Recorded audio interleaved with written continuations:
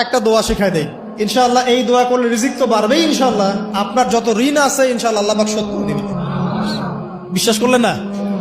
এই দোয়া শিখাই দিচ্ছি, এজন্য আমাকে হাদিয়া দেওয়া দরকার, স্পেশালি আমাকে এখন হাদিয়া দেওয়া দরকার। এটা গুরুত্বপূর্ণ দোয়া শিখাই দিচ্ছি। আলী রাদিয়াল্লাহু আনহু বলেছেন, কোন ব্যক্তির যদি পাহাড়ের সমানও ঋণ থাকে, এই দোয়া যদি আমল করে আল্লাহ পাক ওই ঋণও শোধ করে দিবেন ইনশাআল্লাহ।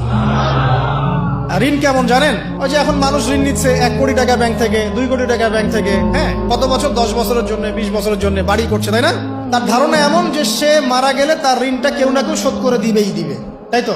আর আল্লাহর রাসূল কি বলছেন দেখেন, একজন মারা গেছেন, নবী সাল্লাল্লাহু আলাইহি ওয়াসাল্লামের সময় একজন মারা গেছেন।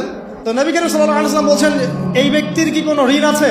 একজন সাহাবী বলেন, হ্যাঁ ইয়া রাসূলুল্লাহ, তো ঋণ আছে। নবীজি বললেন, তোমরা ওর জানাজা পড়ো, আমাকে ডেকো না। তোমরা ওর জানাজা পড়ে নাও, আমি জানাজা পড়তে চাচ্ছি না। আমি এখন কেমন করে আপনাকে বুঝাবো ঋণ কত ভয়ঙ্কর জিনিস?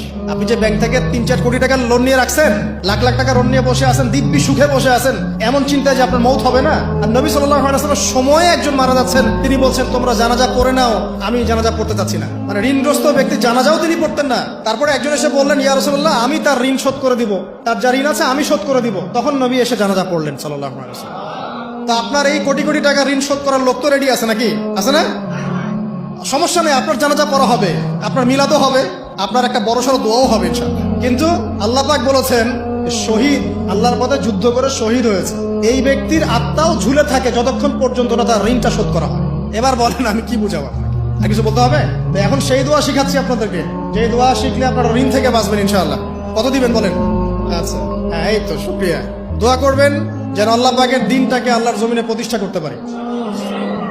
আমার সাথে বলেন, দোয়াটা হচ্ছে, আল্লাহুম্মা ইকফিনি বিহালালিকা আন হারামিকা ওয়া আগনিনি বিফদলিকা আম্মান সিওয়াকা।